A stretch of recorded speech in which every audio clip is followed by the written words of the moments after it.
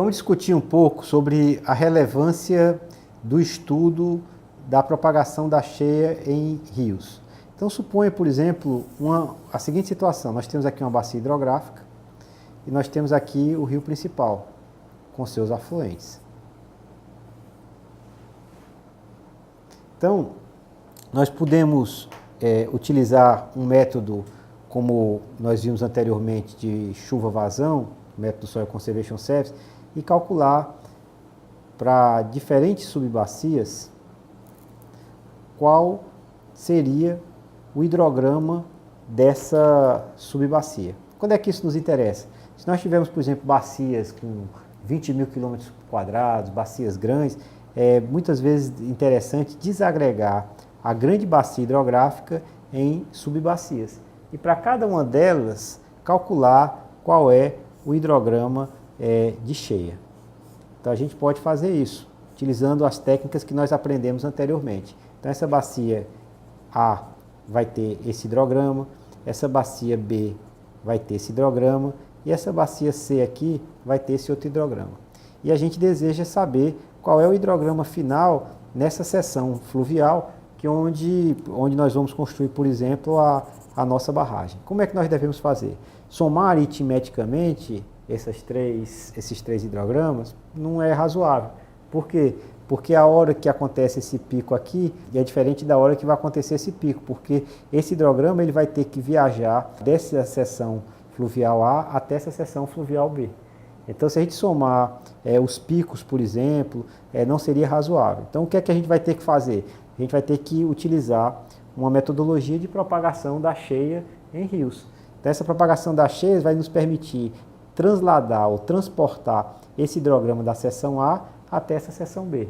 Quando esse hidrograma aqui chegar na seção B, a gente vai saber qual é o tempo que ele chegou nessa seção B e com isso, por exemplo, somar com o hidrograma gerado aqui na bacia B. Depois a gente propaga a soma desses dois hidrogramas até a seção C e depois disso a gente faz o que? Soma com o hidrograma da bacia C, depois a gente propaga da seção C até o reservatório e a gente sabe a afluência do reservatório. Vamos analisar isso de uma forma mais detalhada. Então suponha, por exemplo, aqui que esse aqui é o hidrograma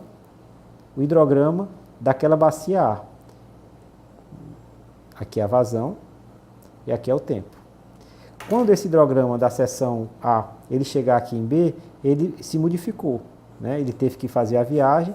Então, quando ele fez essa viagem dele, a gente teve, por exemplo, o pico que aconteceu nesse tempo aqui, ele mudou o pico para esse tempo T2 aqui. Saiu do tempo T1 para o tempo T2, que é exatamente o tempo de viagem da bacia hidrográfica. Então, como é que a gente vai fazer e analisar esse processo de translação? Através do que a gente vai chamar de quê? De propagação das cheias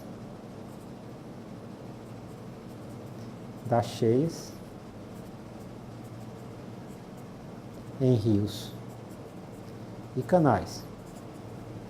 E esse é o objeto da nossa análise agora.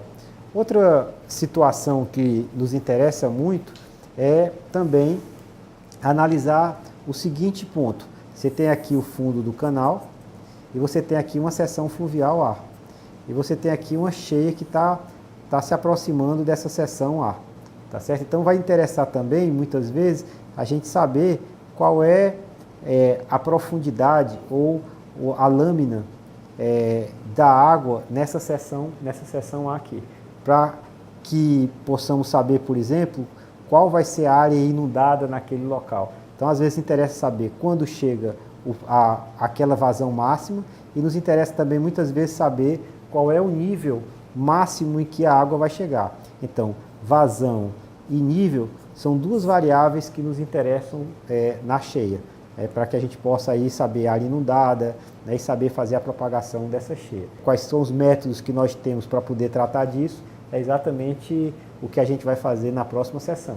Analisar as equações básicas que nos permitem fazer a propagação das cheias em rios e reservatórios e identificar os diferentes métodos que nos possibilitam fazer isso.